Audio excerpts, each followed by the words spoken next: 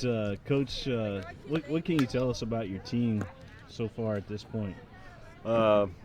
Actually, coming into the year, before the season started, I was replacing 6 positions, and I lost every starter on the infield except one. So that was a huge challenge for us before the season even started, replacing those positions. These kids are young, but they're hungry, and they've been nothing but a pleasure to coach, and they've been dialed in all year. We've had a couple of disappointments so far, but where we're at 14-7, 4-2 in the district, I couldn't be more pleased. Very happy. Talk about the tough district that you do play in. Top to bottom, it's pretty stacked. I call it the mini SEC. It is tough. From top to bottom. You look at the LCA, you look at Lafayette, you look at us, and you look at Dunbar, and then Catholic over here is getting better. But those 4 teams, I mentioned first, they're all right jumbled together.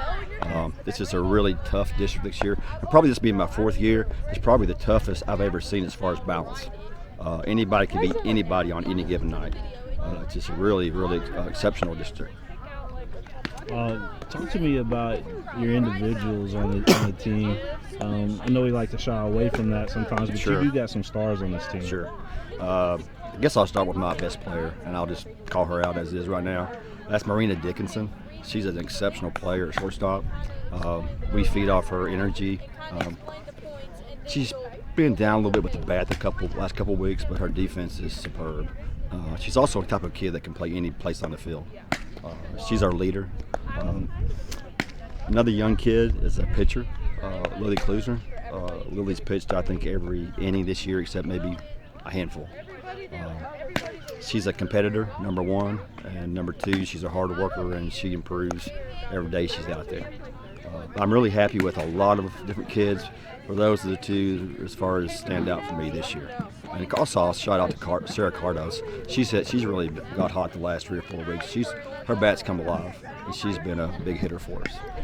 Who's one of the newer players that we need to know about right now? There's one player that's a very young player that I'm very excited about, and that's Peyton Plotz. Peyton, I think last week she went 10 for 14 at the plate. And she's just a 7th grader. I mean, the future for that kid is just amazing. Right now she's playing center field. You might look for her maybe to transition to the infield in the future, but she's a very exciting, and in my mind, the best young player in this district and maybe the region. She's just an exceptional player. She grew up playing baseball, and now she's just started playing softball the last year.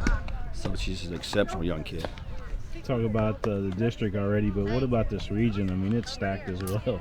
Well, it starts with Scott and Woodford County. Yeah. Scott at the top, Woodford right behind them. Everybody else is trying to get their share of the pie. But I've seen Scott once, and they're legit. They're number 1 in the state for a reason. Yeah. This region is tough. And you go over and you see Western Hills. They have a very good team this year. They're loaded with a bunch of seniors. And then their district itself. But to me, I think the 11th region is one of the strongest regions in the state. You win games in the district, you're happy because they're dogfights. Yeah. What's your ultimate goal this season for this team? Our goal doesn't change because we lost 6 seniors. Our goal is still district champions. We got a little taste of that last year being in the championship game. Year before that, we lost to Dunbar in the last at bat. And last year we got runners up. And this year our goal doesn't change. We still want to be district champions. We know that's going to be a huge challenge, but we're up for it. All right, Coach. I appreciate your time. Oh, thank you. Coach, just talk to me about your team this year and